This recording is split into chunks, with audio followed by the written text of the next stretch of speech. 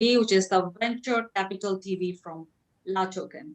So we are here with our esteemed speakers and also a founder who is going to share his project. So today we're going to talk about WorkTech, RemoTech, how it has affected our work-life balance. Because of the pandemic, because of the coronavirus shutdown, globally, everybody sort of resorted to working from home, and our lives have got disrupted upside down since 2020 last year. So now it's the new normal. Working from home is the new normal. It's the future of work. So we're gonna discuss about some trends, the impact of technology in this space, and the investments that went in the space last year. So yes, before I start introducing my speakers, I'd like to introduce myself. My name is Sonny Mohanty. I'm the regional director of LATEC based in Singapore. I host VCTV every day, Monday till Friday, 8 p.m. Singapore. It's a bit of a background about VCTV. It's a platform where we connect investors with founders. That's about collaboration. So we live in a world of collaboration. So that's the entire goal of VCTV. So perfect. Talking about WorkTech, RemoTech, technologies are impacting work as human-machine partnerships accelerate. Human-machine partnerships will power the future of work if humans lead with caution. So today we're going to talk about inclusive talent, empowered workers, and artificial intelligence fluency, which will drive the future of work from our speakers. Perfect. So today we have our investors, Sergei, Gary, and Hemant, who is going to be sharing his project later after that in the second session of the VCTV. I'm going to start the floor with some introductions and background. Let's start with Sergei. Hi, Sergei. Welcome back on VCTV. How are you today? Thank you. I'm happy to be here again. I'm fine, thank you. So I'm a managing partner of Morphosis Capital Partners. We're a boutique venture capital company with connections to several family offices in Southeast Asia and Europe. So we focus on digital startups in IoT, in AI, in EdTech, RemoTech, WorkTech, and we help them achieve success in Southeast Asia, in Europe, and eventually in US as well. We have been involved with several quite successful startups. One of them is Mverse, esports startup from Singapore. So actually, we also work with private investors, and we have a additional consulting arm. So we're expanding, and we happy to be here, and I'm happy to represent the company, and I'm happy to see you all again. Thank you. Oh, fantastic. Just a quick one. So what stage of investment do you do in a startup? We're doing from seed to up to Series A, but our most focus is on pre-seed and seed investments, as we see the most potential to grow the startup from this stage. And since we also have our own consultancy arm that could help the startup to scale properly. That's good to know, Sergei. Thank you and welcome back on VCTV. Thank you. Next, I have Gary Fowler. Hi, Gary. Good morning. How are you today? Oh, I'm great. How are you doing today? I am fantastic. Thanks for asking. Did you ride your bike yesterday? Oh, it's over the weekend. I just missed biking, cycling, but yeah, I'll do that over the weekend. I'm going to do a live streaming as well, if I could. Thank you. A live streaming on your bike? Oh, on Facebook. I was gonna say, while you're riding your bike, you're gonna be one of those persons. I saw a woman yesterday. I was riding my bike, and she actually was texting and biking. And right. She wasn't paying attention at all. I thought she was gonna hit a telephone pole. You know. Don't get me wrong. I'll be holding my bike, but I have this little thing in front of my bike where I can place my camera and the standee and everything else all fixed. Yes. So you're going to be going around. Hi, this is VCTV. Let me tell you, we're live down the sidewalk. Yeah, that's great. Right. Something like that, maybe. Thank you so much, Gary. Yeah, no, it's good to be here. My name is Gary Fowler. I'm a serial entrepreneur and investor. I've done 17 companies. I was involved in the original management team at Click Software, which was sold 20 months ago for $1.35 billion to Salesforce. I'm also the co-founder of Viva, one of the top AI HR tech, WorkTech companies. And it was founded God, it seems forever, but 4.5 years ago. And I love artificial intelligence. I write a lot. I actually have just started to write a lot more about quantum. I have an article coming on the quantum network in Forbes, and then cognitive cloud computing next. So, and then one an entrepreneur. So we just write a lot. I love it. AI is the new electricity, so we're specifically interested in that. I am the CEO, co-founder, and president of GSD Get Shit Done Venture Studios, a Silicon Valley-based AI venture studio where we curate companies from around the world and use Silicon Valley support to help them get out. And we've been called unicorn breeders. Fantastic, unicorn breeders. Thank you so much, Gary, for that intro. Next, I have Hemant. Hi, Hemant. Welcome on BCTV. A little bit of intro background and what kind of funding you're looking at. What stage is your startup right now, so that our audience and the investor speakers can get a bit of idea about your startup. Thank you. Sure. Thanks a lot, Sonny, for having me here. That was quick, right? In another world, we should be traveling. We should be planning all of this like months in advance, right? But this was quick. I'm happy to be on your platform and happy to share what we're doing at Imaginate. My name is Hemant Satyanarayana. I'm the founder and CEO of Imaginate.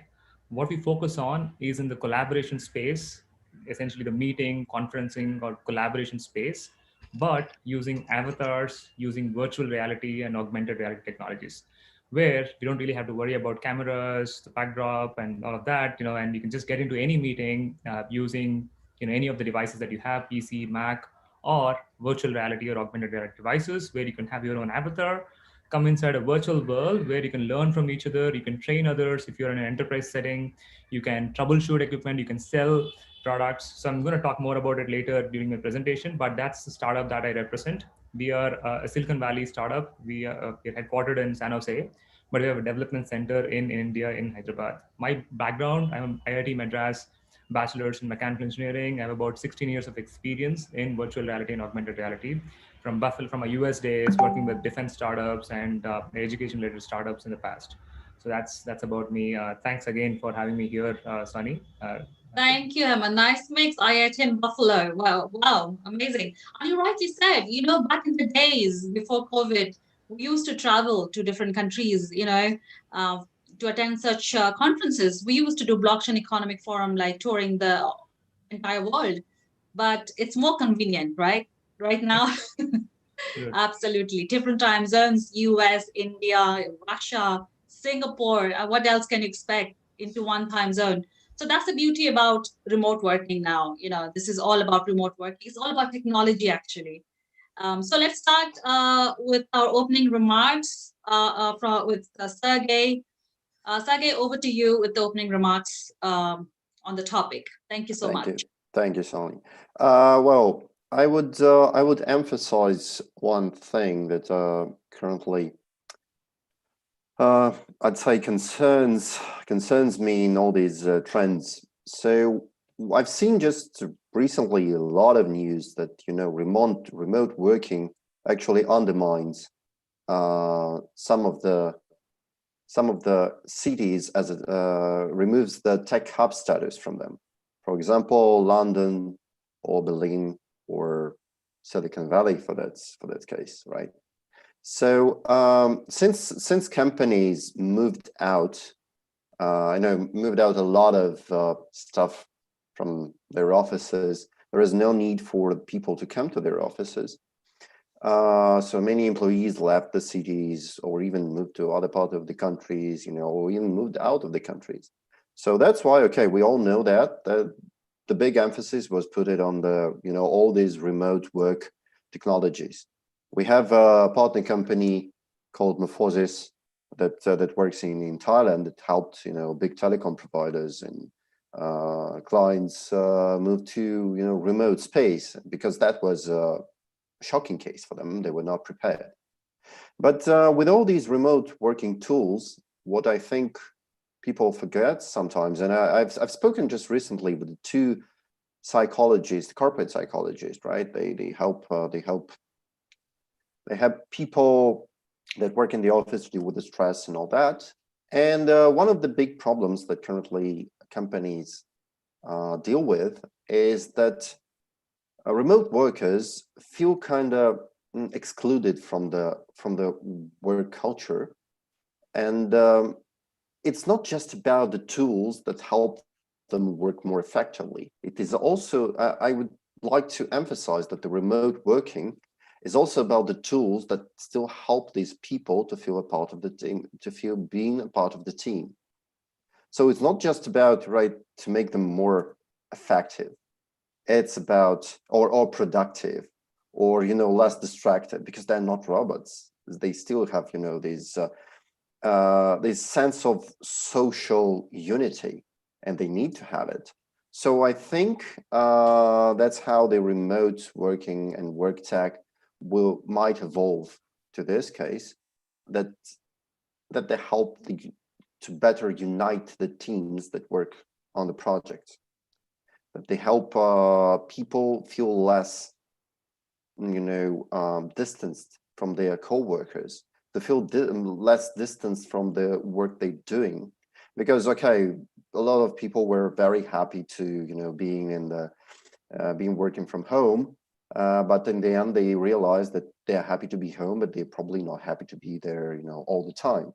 They still want to hang out with their colleagues. They still want to have, these work chats. They still need to have a sense of direction, because when it's purely remote, that's when they start kind of losing the feeling of where the company is going, how this project is going. Their energies are not united. So I think, and that's another thing. I mean, Gary said it absolutely right. AI is the new electricity. And what's important about that it's just a tool. I mean, electricity is not a product, right? I mean, yeah, for some companies it is that provide electricity, that they produce electricity. But in this case, I mean, you cannot sell AI as an electricity if you're not a sole provider for some AI tech. So you kind of need to let these AI help you build better WorkTech and RemoTech products. We have today for the AR VR startup, let's see how it will represent itself and what emphasis they're going to make about the new technologies. But I really believe that what we are looking for in the case of RemoTech and WorkTech is not some very complicated technologies that help people emulate what they do in real life, because usually complete emulation is still feeling fake. But probably complement what they lack. If they lack socializing, how we can complement that. If they lack the feeling of unity in the project they're doing, how we can complement that. In this case, the product that will be doing this task, that's the product that's going to win. That's my thoughts. Yeah, absolutely, great points. And obviously, when you're physically not together working on a project, you feel disengaged. But on the flip side, I have to share something on that note. Obviously, LaToken is a very multinational company, and we have staff all over the world, including Moscow, South Africa. I haven't gotten a chance to interact with my colleague Roman before. Now I get a chance to know who my colleagues are in different parts of the world. Before that, I was only in Asia, like traveling in Asia, meeting my colleagues in Asia. But now I know every single person in the company, starting from the east to the west, in the US, talk about in Korea. I know everyone. So that's on the flip side, I would say. It's the engagement is virtual, but it's on a wider scale. But you rightly said, I think if you're working together on a project, you're not in together physically, then obviously feel disengaged. But I think on that note, I think companies should think about probably changing their workspace into a sort of networking space where, you know, when you're working on a project, you can just come and network in small groups. I don't know. That's just an idea. Thank you so much, Sergei. You're absolutely right. I wanted to add that's probably the future of the workspaces. You know, the more flexible networking spaces where sometimes some part of the teams meet and do the networking, but it's not something static that's, you know, embedded in stone. That's you know, where you just come and go, and that lasts for years. No, it's more flexible, and you're absolutely right. There are a lot of positive things, and you know, the remote work. Yeah, thank you. Let's move to Gary. Gary, over to you, please, with the opening remarks. Thank you. Yeah, so we've been, you know, for the last year, we've been really forced to be able to work remotely, because if you're in Silicon Valley, a lot of the large corporations and startups don't let you come into the office. So this digital transformation is upon us, and it's encouraging, and not just in Silicon Valley, all over the world.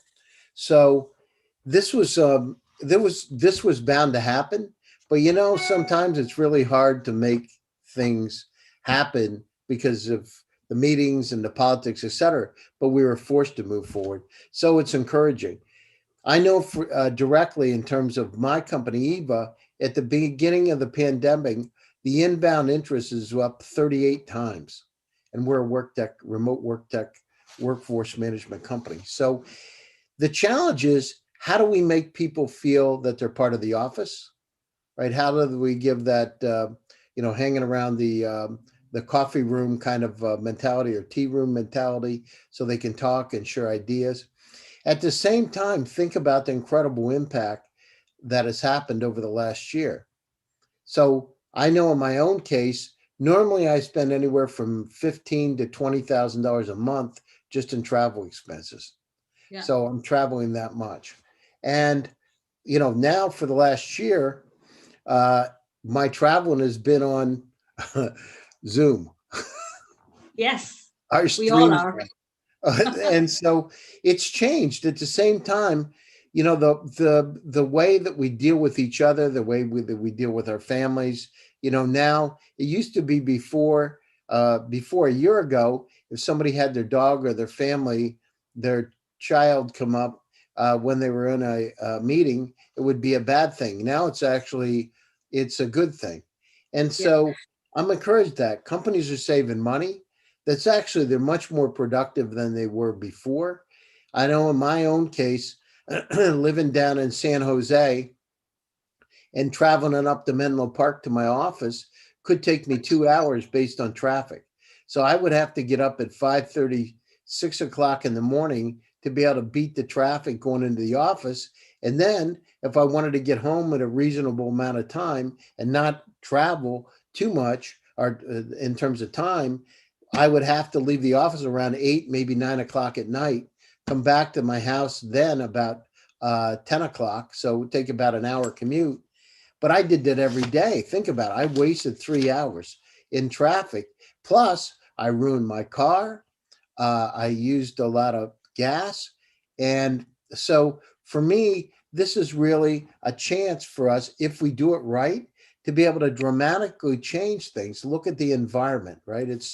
It happened recently that the first time the Himalayas were able to be seen from India in 30 years because of pollution, where our planet has got a chance to heal. But it offers a lot. You know, one of the things people say, well, I have to manage my remote employees. Well, guess what? As I was a CEO of a company a year ago, I still had to manage remote employees. But imagine having technology that can go out and understand directly what's happening with that employee, how happy they are, whether or not they're going to resign, what kind of relationship they have with their managers, how productive are they with their customers. And now those kind of technologies to be able to use artificial intelligence to help do that are in place. And think about it from an HR perspective. Really, we're in the dark ages. We've been in the dark ages with HR. You do an employee review once a year. How do you know what's happening the other 364 days, right? Before a review. It's crazy. We should have that information on a second basis, on a real-time basis. Because if you have a high valued employee, they're working for your company and they decide to leave, it's, it can have a dramatic impact on your business. It could be 2.5 times the value of their salary in terms of the impact on business. So why wouldn't we want to curate that? That's really where the future is. That's where the opportunity is. And, the pandemic is here to stay. People say, oh, I remember when it started, they said it's going to be 2 weeks. It was like the checks in the mail. It's going to stop in 2 weeks. I know it's going to get better. Well, guess what? If you look at the Spanish flu of 1918, it took 4 years. So the good news is I'm encouraged because humanity adapts, and we've been able to adapt to this pandemic.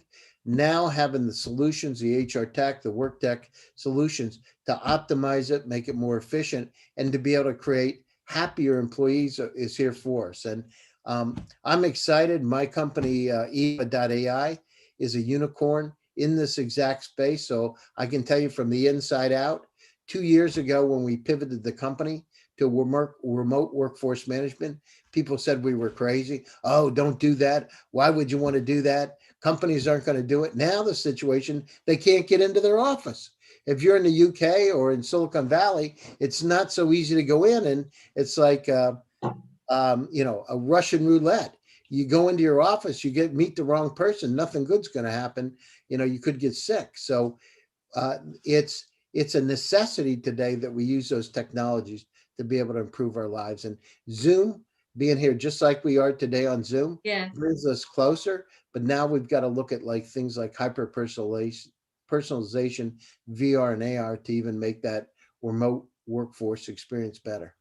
Yeah, I totally agree, Gary, with you, because I believe that the productivity has gone up in terms of output of work that we produce right now.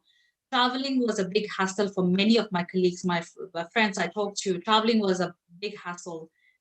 As you rightly said, 3-4 hours easily wasted. If I see it right now, easily wasted. And whenever you're rushing in and out of a workplace, you obviously you fall sick. You call in sick. But now, since you're working from home, obviously, if you're sick, you just log into Zoom and finish your work, and you just go back, lie down. These are the feedback these are the things that I hear from my friends or my colleagues. So in that sense, Sonny, the other side of it is, I don't know what your schedule's like. Like yesterday or today, right? I'm up at 5 o'clock in the morning. My last call's with Australia at 11 o'clock tonight. My day's a lot wider than it used to be. So on one side, it's a lot better. We're not commuting. On other side is I'm working huge amount of hours. I'm having so many meetings every day. It's like one after another. We become really efficient at putting meetings together. We've got calendars. Now we got Zoom, and yes, you don't have to commute, but we're working a lot more hours. I have a solution for that. We both cycle, we both bike, we can both live stream and say hi to each other. You can get a little screen and put on your bike. It could be ride around and you have your workout at the same time. Exactly. Thank you so much. By the way, I tried it. I tried it for the heck of it. I did try Zoom on my bike. The problem is there's a lot of wind noise. It doesn't work like you think it should work. I think you should switch to Facebook Live instead. That works. There you go. Thank you, Gary. Awesome. Yeah. Fantastic. Okay. Last question from Sergei and Gary before we move to Hemant to present his startup. Sergei, in terms of technologies, which technologies have come to play mostly, including AI and other technologies? Sergei, are you there? Yes, I think you're. Yes. Oh, sorry. I thought I saw an avatar of Sergei. I can sit perfectly still. I think this. Yeah, you look so still. Probably Sergei's avatar is going to speak now. So, in terms of technology adoption, how quickly startups were able to move into the space, upgrade whatever they had, like Zoom, for instance, likes of Zooms. What startups did to be in the space? How did they pivot? For you. Thank you so much. Well, if we think about technology part, I don't think there is a need for some right now for some really groundbreaking technology, because if we speak about Zoom, for example, the technology is not groundbreaking, right? So I mean, it's traditional video conferencing. It's how you package it. It's what features it should have for people to use it, because we still have Microsoft Teams, we still have Google Meet, we still have Skype actually, but where is it now? So the thing is, for example, just recently, I think 2 days ago, let me check, there's the UK startup, yes, White Hat rebrands as Multiverse and raises 44 million to build tech apprenticeships in the US. And that's the thing that, for example, interesting, right? So you kind of need to have these remote, there is a need for remote apprenticeship. There is a need for remote coaching of the people for the corporate, for the big companies, because they cannot right now do these, traditional coaching that they usually do, how they coach people and help them grow. So the technologies are also already there. I mean, there is nothing new about coaching or nothing new about ad tech. It's about how you package them. So it's also about AI or machine learning. I think startups should integrate they shouldn't integrate the technology just for the sake of it being there. They should think how this technology will complement their business, how it will help to better address their product to the customers. Because when I see a startup that just saying, okay, we are AI machine learning, blah, blah, blah, something, my question is, why exactly you need AI and machine learning? And for some of them, the honest answer would be because we want the bigger attention from investors, because that's what sells better, right? But because sometimes you see weird things, you see very traditional concept and being injected with the AI just for the sake of it being there. And there is nothing revolutionary about the concept itself. So I think it's the same as it was with blockchain. We all remember that when everyone implemented the word blockchain just for it to be there. So the technology, of course, there are technologies that are more popular or less popular. That's why I'm interested how Hemant will explain us the AR and VR, because I wouldn't decline that. I wouldn't argue with that investors also, we all understand, they read the trends, they read the news, and if the VR and AR is not the best trend at the moment, you need to really explain to the investors why it should be, because they all look at the news and they all know, okay, that's not the sexiest thing at the moment. So yes, investors, of course, are people, they want the sexiest thing. Yeah, I'll come to Hemant on that. Before that, I have a question on Gary. So between Zoom and Skype, why Zoom zoomed up, but Skype, because I used to use Skype before the pandemic. I used to be on Skype calls. I didn't like Zoom, for instance. I never knew Zoom existed. I knew Zoom existed, but never felt a urge to move from a Skype call to a Zoom call. But what happened? What was the reason why Zoom took up and Skype didn't? One, and talking about AR and VR, I believe the children, the kids, they love anything to do with games and gaming. And when they get that goggles on and start playing games on their console, I think when they move to educational setup, like the same gaming experience, but they're actually learning something, I think that's kind of interesting for them, I think. But we're going to hear from Hemant as well, and probably Sergei later on the session. So Gary, over to you. Between Zoom and Skype, I always had this question: why Skype couldn't take off? Yeah, I mean, the situation is, so one is, if you look at Zoom, they really they catered to this prosumer market. So both the consumers and business owners. So that's their number one. The other thing is the artificial intelligence behind Zoom. Look at the images compared to Skype. I mean, we're a lot clearer. So I remember when I was one of the early Zoom users. I got it from one of their venture capitalists. Said, "Oh, you got to try this tool." And so the other thing is they have a freemium model, right? So it's not then 5 years ago when I got on Zoom, there weren't that many freemium models out like that. So the free users had access to the same features as the paid users, but they were really restricted to like 40 minutes. So as long as you spoke quickly, you're in good shape, right? Right. Sometimes you say, we're going to have a 45-minute meeting, but I don't know if you're like me. What I did is I ended up buying the premium model because I kept going over, and I wasn't going to go off a call and then come back on a call. It was too kludgy. So, and that's really enough for just having short meetings. And the other thing is Zoom made it really simple. You know, a lot of these other technologies that were out there weren't so easy to implement and use, and they really made it easy for a first path to engagement. So that's one of the other pieces. The other thing is, you know, with Zoom, it was really easy to sign up. You could just use an email address and get those meeting capabilities literally right away and host a meeting. And so ease of use, you know, they did a good job in terms of product placement, and they're very agile. I mean, look, when they were doing this, there was Zoom bombing taking place. I don't know if you ever had that happen, but you know, people were coming in, and Eric reacted very quickly. So Zoom is it's flexible, it's adaptable, it can be used on a phone.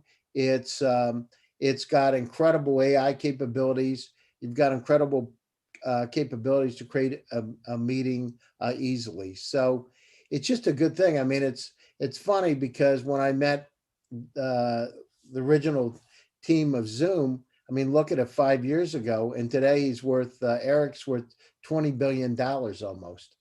And look at how it's really, when we talk about have a meeting, we don't even say let's have a conference call on the computer. We say let's have a Zoom meeting. Yes. And it's like Zoom is like in some countries Xerox is. It's just assumed that means copy. Well, Zoom means have a meeting online. Yes, I used to I grew up in India. I used to say, let's go and Xerox it, like photocopy it. Exactly. And so, but, and it's really, it's the quality of the images. And then just like you have a virtual background today, it's having the capability. We didn't have those. A lot of the technologies out there didn't have virtual backgrounds. Well, now people are working out of their houses, their bedrooms, you know, corner of a room, and they don't, you know, they don't want to be intruded upon. So having the capabilities to be able to have a virtual background to promote a company or service and to give you that more of a business feel is incredible. Yeah. And that's, you know, it's a nice system to have. It's just really, if you want to put in a virtual background, all you need to do, if you want to put the Golden Gate Bridge in, you just go into the virtual settings, click on it, and boom, you know, hasta la vista, it's done. Yeah, absolutely. So Zoom is the new Google, like everybody Google it, Zoom it. Thank you so much, Gary. Yes. Sorry, go ahead. Sergei, yes, I wanted to add a bit about Zoom and Skype. So one of the things is, you know, in Zoom, you need to have an email to join a call. In Skype, you need to create an account. So actually, since Skype was too long on the market, and it had a very shaky, you know, corporate machinations history, was sold to eBay in 2005. Then it was spun off to private equity, then acquired by Microsoft. And the thing is that Skype's quality deteriorated when it was acquired by Microsoft. When I hate having Skype on my phone simply because it drained my battery. And it drained my battery so fast that it was impossible. I mean, I even muted it. You know, it even drained my battery when I had everything turned off. So it's still kind of, notifications popped up. I cannot read can't read of them. So Skype really felt like something, from the previous age. While Zoom, despite the fact that it was there for some time, it felt new. So when people that were not technically, not this tech proficient, non-technical people, when they realize that it's easy to use Zoom, no way you can get them back to Skype. And don't forget, I mean, Skype is kind of a messaging app. That was what it was. I mean, we've sent we've sent messages through Skype. We've sent some, videos and all that. But then WhatsApp came and it all became redundant. So for Skype to get back, I think it needed more. So ultimately, I would say that's the quality, because in Skype it was quite hard to have to achieve reliability and to have multiple multi-users conference. While on Zoom it was pretty easy. So I think yes, I mean, Skype lost this war a long time ago when their quality just deteriorated and people had no idea why they need it, because they can, if they need to call someone privately, they can use multiple other apps. If they need messaging, they definitely don't need Skype. So but you know what? I feel very bad about Skype, because they had that, the potential to become another Zoom, because they were the first mover in the space, so to say. But anyways, let's not talk about that anymore. Let's move to the next session with Hemant. Hi, Hemant. It's your time now. Let's start the presentation. Just keep it high level with the key points and the pain points that you're solving. Thank you. Over to you, please.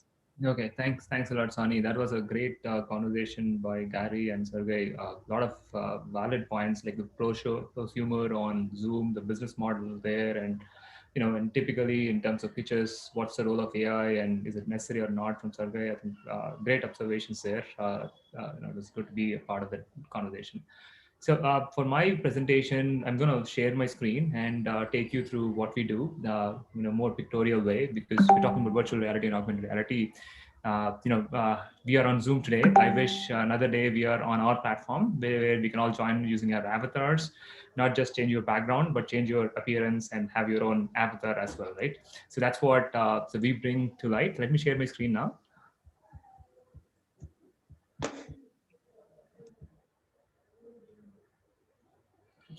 That's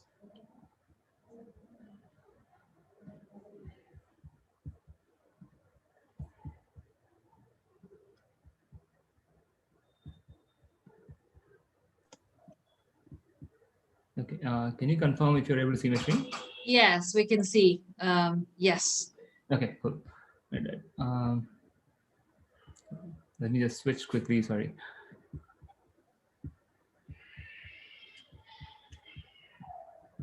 We lost the presentation. Yeah, I'm just going to quickly reshare again. Oh, sorry. Can you see my screen now? Yes, we can. Let me just go full screen here. Okay, cool. So you're seeing the full screen view, right, Sonny? Yes, that's correct. Right, cool, thanks. Yeah, so Imaginate, the company that I founded like a few years ago, has been focused on enterprise collaboration space even before the COVID days, right? And when it comes to collaboration, we've been seeing 2D collaboration for a while. Like we talked about Skype. Skype has been there for a while. There is Yahoo video chat and a lot of other, video chat services that were there for a while, right? So what we found lacking when it comes to enterprise collaboration is the ability to immerse with each other, with employees. I mean, people have been working from remote parts of the world for a while now, even before COVID days, right? Now, when it comes to collaborating with more people, typically it is about Skype calls or things like that, where it is not immersive. And for some companies who are able to afford a little more immersive equipment, they would go on to Cisco's telepresence, for example, which is a very large screen which you had to physically install for about $200,000 a kiosk in one of the centers in an office. Right? So that is what will bring in a little more immersive presence. But those are all not cost effective. So what we looked at is how we could use VR, AR to bring in that ability of immersing with your colleagues worldwide. So that's what we've been working on. We've been rated by Forrester, Deloitte, IDC, Gartner as a top innovator in this space. In terms of areas in typically in enterprises, what we have seen as something where there is scope for improvement, we start off with training, right? So when it comes to training and when it is remote, typically training happens through PowerPoints, videos, right? And and of course these days it's much more prominent. But what it lacks is the ability for a trainer to understand how much of that what is being taught is being retained by the trainees, right, during that session. In a physical classroom, this is quite easy for experienced trainers to understand. When they're inside a classroom, they move around, they talk to different students. That's super easy to sort of understand what is the engagement that is happening with the students. But in a virtual like Zoom based or any such other platform based training, it's always dependent on the bandwidth at the last mile. There could be some students who are not able to see it in a much more clearer way. So it's quite challenging to do a training using regular 2D tools. The second is design reviews when it comes to like creating new facilities, new machines, new products. Having a 2D environment to reviewing 3D data is not at all intuitive, right? So it takes a lot of time and effort to understand what's behind the machine. And you got to typically ask the presenter, to share his screen, move the screen around and all that. So, and then, and what we have seen in enterprises is those meetings are very productive if there are only 3 or 4 people. If you have more than 3 or 4 people, the fourth guy, fifth guy is not going to pay attention, or he's not going to provide input in a much more engaging way like the second person. Right. So likewise, remote medical help, assisted sales, and a few more is what we're focused on. I'm going to talk a little more in detail about how we solve these problems. Just moving on to what we really have, right? So we have a solution which enables users with their avatars to come inside virtual worlds. If you see the picture on the left, which is a VR meeting where we are seeing 2 different avatars, 2 different people in a technician or a worker attire in a manufacturing plant. So they're inside this virtual garage with a machine which is all exploded, where a trainer can invite multiple people like that inside a virtual garage and remove each and every nut and bolt, gear, shaft, or whatever off the machine and present it to everybody in front of them, right? And which the difference between a Zoom or this platform is everybody has their own independent view of the model whenever they want, or just have a trainer-led view of the entire model. Right? If I want to see the machine internals, I can still go and look at the machine internals while the trainer is, helping a few other students with the same machine. Right? The second one that we have, the one that you see on the right, when you look at augmented reality, because virtual reality and augmented reality, for the lack of a better single acronym like extended reality, it has been used several times as VR/AR. Right? So the augmented reality, as we all know, is the ability where we can immerse virtual objects in the real world and make it blend for the end user, right? So you can actually have a tiger. I mean, during COVID days, there were, Google did a nice, hack where it enabled a lot of parents with kids to have a lot more joy come into the, to the houses, right? So where they were able to bring in a lion, tiger, and kids were able to go around and all that, right? So what we are doing is we are using that technology to bring in a sales guy along with the virtual model of the car, for example, to the customers' homes, right? So that snapshot that you're seeing is a snapshot taken from our software of one of my colleagues, right, who was actually in a different city. And I was somewhere else where I was able to talk to him through his avatar using my regular iPhone and also be able to see the car that is brought into my garage, where he's sort of giving me a tour of this orange colored car and he's walking around and I'm in a live conversation with him while I'm seeing this car, right? Not just the ability to see a model in AR, but the ability to talk to a sales guy while you are seeing the model is also possible in AR, right? We'll talk about why it's more immersive and expansive. So the first, when it comes to team meetings, the WorkTech, right? So the first thing that, I think in the last panel discussion, we briefly talked about the ability for people to work in groups, which is what is missing today when it comes to remote work, right? So what we have through our platform is everybody can have their own avatars. Once you are inside the virtual space, you can express yourself using your avatars without restriction on the screen space, right? So that, it's like playing a game. The solution works like any other gaming application. You can use this application on your PC, MacBook, or VR devices or AR devices. It is not necessary that you have to always wear a VR device. You can just use your regular computer, could be a MacBook or a Windows, and use the up, down, left, right arrow keys to move around virtual spaces using your avatar. And using your avatar, you can go and meet people, whoever you find in the space. It can be a virtual office with, let's say, 10 different teammates, who have joined the morning call, and maybe they need to spend a little more time until the finish of their work. So they can all be sitting in groups. They can be working on their own, the regular work. But whenever they need to speak to somebody, they can actually like walk up to them using keyboard and talk to them. The one of the unique features that we have is what is called proximity audio. What it means is, you can have parallel conversations, right? In a Zoom-like meeting, there's only one conversation at a time. You cannot have, like, for example, Sergei cannot be talking to Gary at the same time while I'm presenting, right? Now, but again, in regular daily work life, it is not mandatory that there's only one conversation that happens, because that's not how an office environment works, right? So here, so you can naturally create different encapsulations where people can go in and walk up to whoever they want and talk to them. So quick question, Hemant. While Gary and Sergei are talking in a different room, can you hear them talk? No. Okay, thank you. So yeah, so great question. So this in the virtual space, it's very similar to the real world. So what it means is, for example, if you see the third picture at the bottom right, then in that third picture, the lady who's standing in a suit, she's a little far away compared to the picture on the top right. Right. Yeah. So in the real world, it implies that you can hear her better when you're very close to her, like in the top right. Yeah. Right. It's exactly the same way it works in the virtual software as well, where if you move away from the character, from the avatar, about few virtual meters away, you'll not be able to hear her. So if you have to speak to her, you just go a little closer to her, and then you can speak to each other. So it's very, from a behavior standpoint, we have just taken the entire behavior like in the real world, mimicked it to the virtual world. And all that you'll have to do is you don't have to physically walk. If you have a VR device, you can physically walk, but otherwise use your keyboard to move around and talk to others. Sure.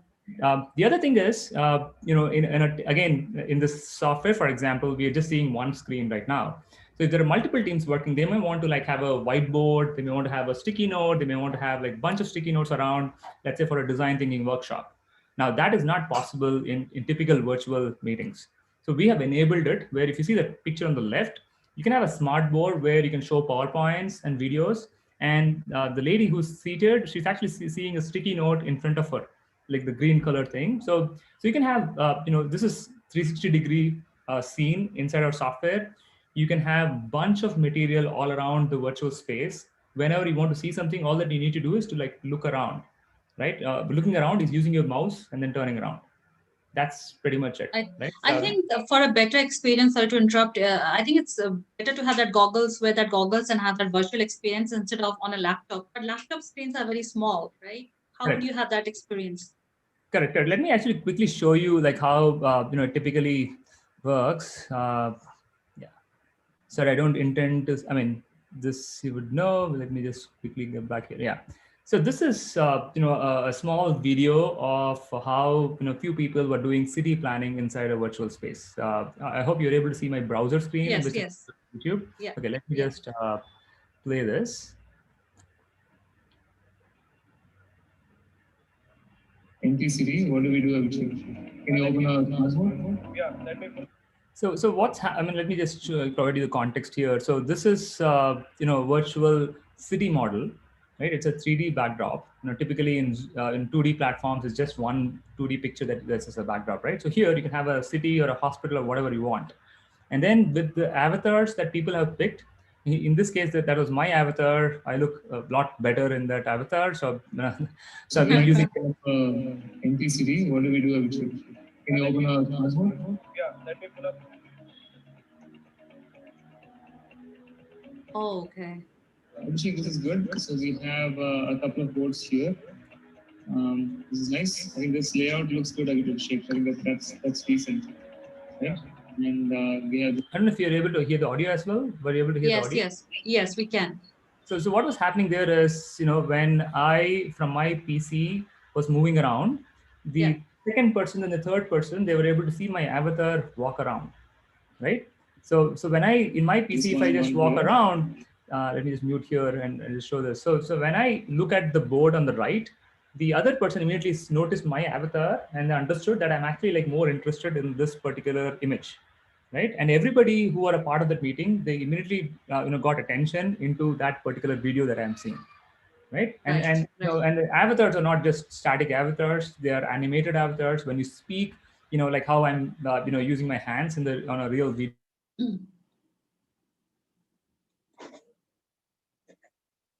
Hello.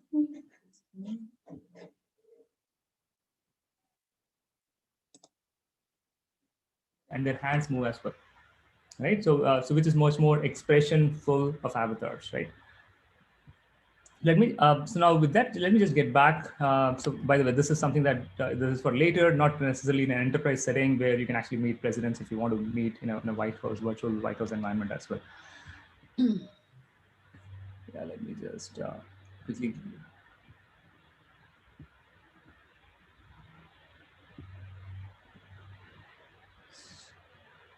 So we take question and answers from judges, so we'll have to hurry up. Yeah, sorry. Let me just, I think just have to share this once again. Okay. So so like this, you can imagine like how Zoom can be used for mental health consultations or webinars or anything, right? So it's a conferencing platform. You can use it for onboarding employees in a virtual hospital, virtual factory, or a virtual a government office, for example, right? So where you can introduce the company's norms all in a virtual digital twin of the company without having to meet in person. The other thing that we do is we use avatars to enable assisted sales today. In an absence of necessary travel, the people, as salespeople, are just forced to use PowerPoint videos for everything, right? Instead of inviting a client to come into a customer experience center. But here, the great thing about this is you can have your own virtual customer experience center where you can introduce everything that you have as a product to your client or a potential client all inside the virtual space. Digital twinning, this is essentially where you can sort of replicate the entire factory, in its as a digital twin inside a virtual space where you can not just learn how exactly it works, but you can make changes to the digital twin, to the actual physical asset as well. The other significant aspect of what we provide is remote troubleshooting using devices like Google Glass or what is called as RealWear and a bunch of other devices where we enable the field worker to be able to put on a smart glass and be able to see checklist of whatever he's supposed to do, follow the checklist and perform that those action items, and also relay live video of what he's seeing to a remote expert and get immediate guidance on how to fix it. Now, in terms of customers, so this is a quick snapshot of all the customers that we have acquired just from last year onwards. So Shell from Singapore is a very large customer of ours. We've been working with them for the last 4 years now, but otherwise, Technip from France, Cisco for assisted sales, Reliance, which is an oil and gas major for training, Amada from Japan for assisted sales and maintenance is what they've been using this for. The engagement with all these clients is through pure software sales, software licensing sales, basically, where we provide, like how Zoom does on a host license basis, we provide our software on a host license basis by the month or by the year for all our clients. Can we take some questions now, Hemant? Sure, absolutely. Okay, Sergei, over to you, please. Okay, thank you. My question would be, what is exactly the problem you're trying to solve? Sure. So there are actually, sorry, is there another question? Yes, I mean, what is exactly the problem you're trying to solve, and try to answer like in a very short sentence. Sure. So this is the ability to connect better with remote employees. Remote employees to connect better is what is missing in the current age tools. So where it is always driven with just video and screen share, which will not solve for a lot of enterprise related problems. So in enterprises, if I were to pick the training as the most important problem statement that we solve at Imaginate, because like Zoom, okay, I understand. The second question: why you think this problem really exists? I mean, that it needs to be, and especially why you think it needs to be solved through AR and VR. Absolutely. So, can I answer that through a customer case study? No, if very short, yes, but better, more Yes, precise. all right, understood. So very shortly, in about few seconds, right? So a lot of companies are forced to use Microsoft Teams or Zoom to impart training to all different dealerships or whoever, which has last mile video bandwidth problems, which has problems about showing 3D models, showing that real product like experience using 2D tools. What we provide is that immersive ability of understanding the product, how exactly it works, and with the highest quality possible for each and every dealership service guy, where an automotive manufacturer will be able to deliver a complete training program of a vehicle end to end with very little hassle. That is all because of what we have seen with lesser travel. What it means, everybody is forced to use 2D tools, which has a lot of problems. So we solve it through our software with better features that we have. Okay, so Hemant, sorry to interrupt again. All our judges have the copy, the deck. If you could stop the sharing, the viewers can actually listen to you properly. Thank you. Yes, thank you. Okay, I would say that. Okay, there are plenty of things that concern me in this project. I would not emphasize the graphics, for example, because it really, I mean, the graphics is something from very, very old times, and there were questions why not use Unreal Engine, but that's not the case. The problem is, first of all, people really have troubles orientating and navigating in 3D space. That's the truth. I mean, I've worked with gaming companies. I know if you've met people that never played video games, they have troubles navigating 3D space. So all the employees, these corporates are actually, will have troubles understanding what's what. And apart from the fact that they need to understand the information that you're giving them, that will be additionally distracted by, the backgrounds and, the cities or whatever it is, the background, they need to kind of navigate in this 3D space, but they're not used to. So that kind of disrupts this principal KISS, keep it simple, stupid. So it's not it's not easy to do this because they need to be educated just to navigate in this space. Yeah. Another thing that concerns me, like I said, okay, the AR VR, I understand why it was. I've seen your company history from 2017. AR VR was really a big thing there back then. But the thing is that what I'm seeing right now, and that's why I asked why you think this problem could be solved through AR VR, simply because I don't believe that AR VR is the solution here. I see it as a complication. So for me, it a bit complicates the learning process.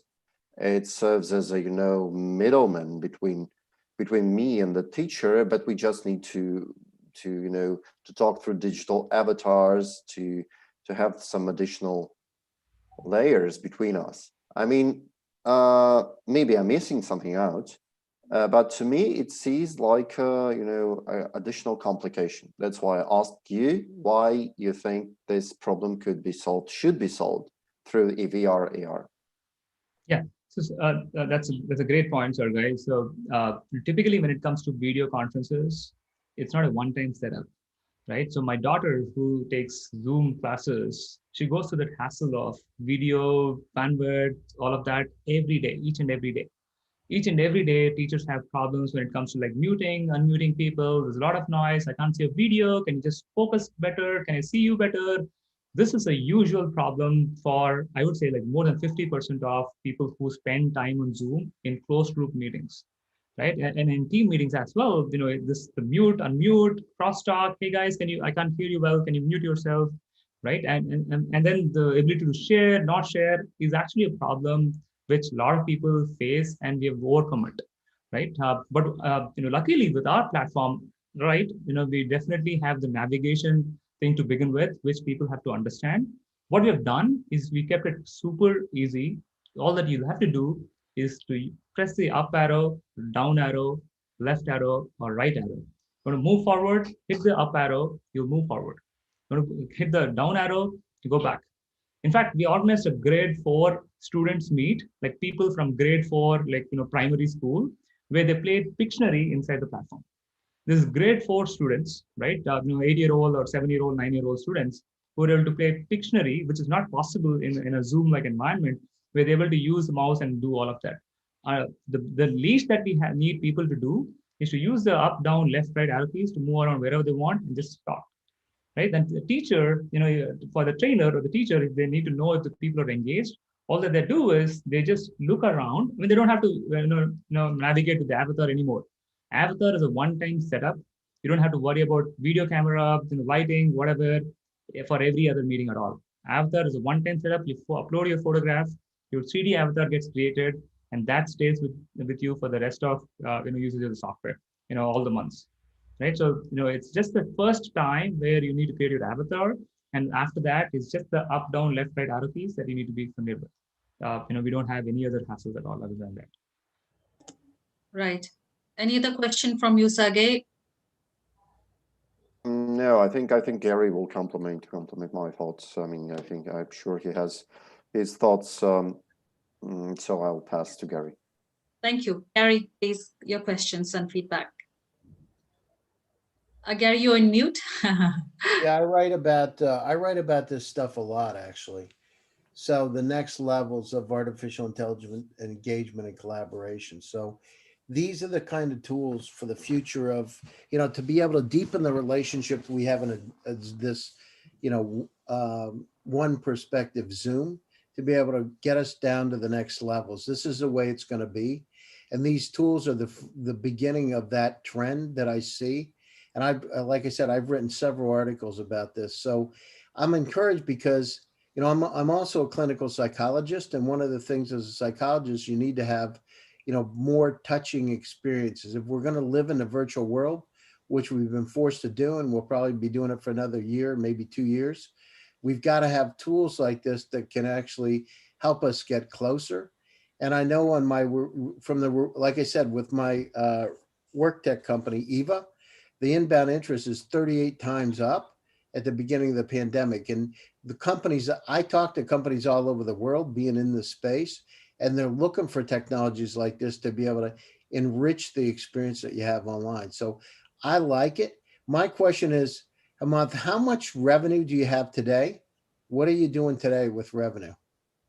Yeah, so Gary, thanks for bringing those observations on the touch. My wife is a psychiatrist, so I understand a lot more about what you're saying. Now, with respect to revenues, we are about at $300,000 in software licensing revenue as of last year.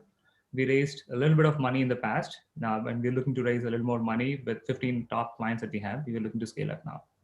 Yeah, so I mean, like I said, it's I've had the honor of being on a lot of panels.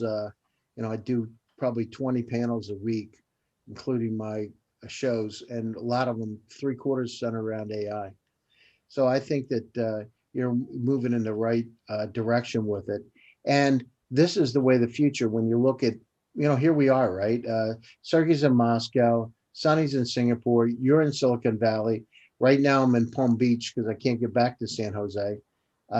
So we are spread, and Roman's in St. Pete.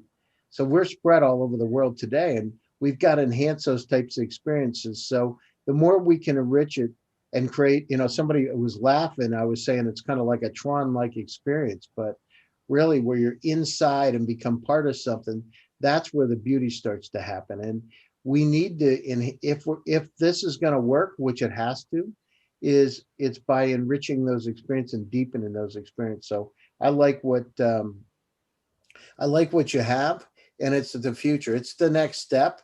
It's the beginning of the next step, right? It's when we really have ourselves walking around there, which will happen soon, right? Very soon.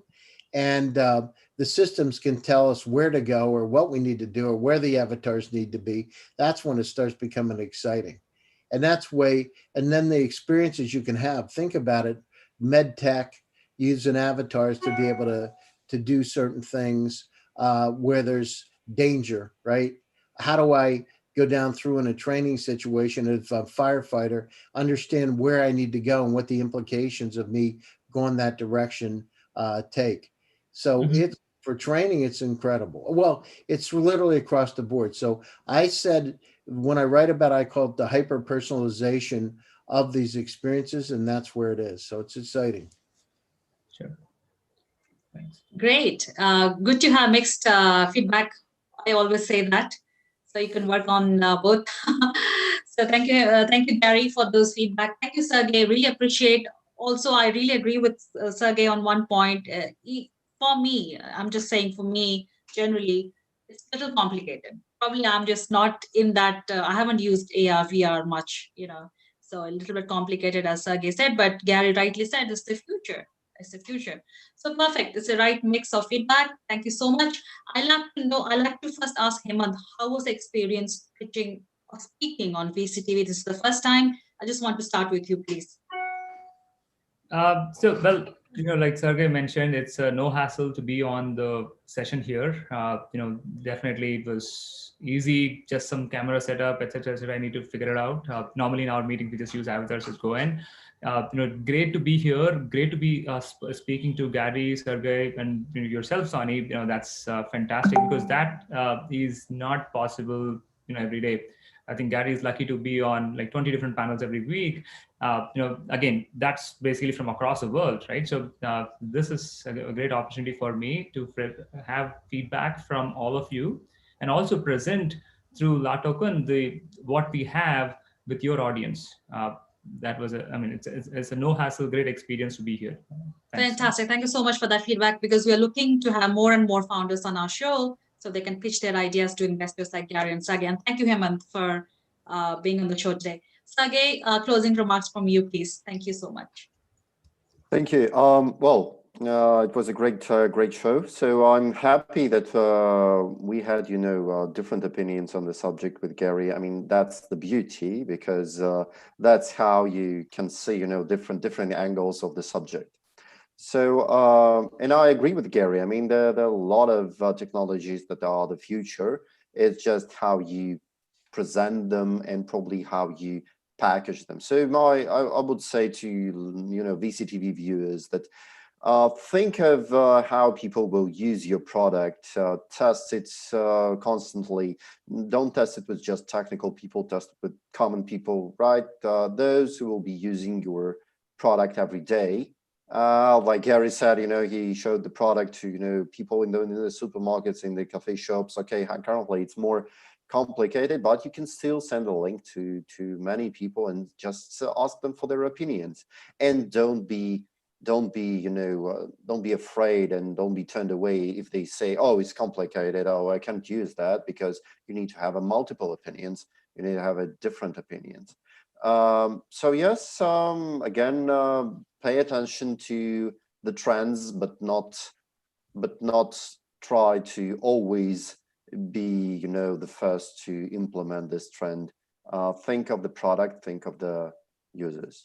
Thank you. Excellent. Thank you. Thank you so much for those remarks, Sergei. Really appreciate that.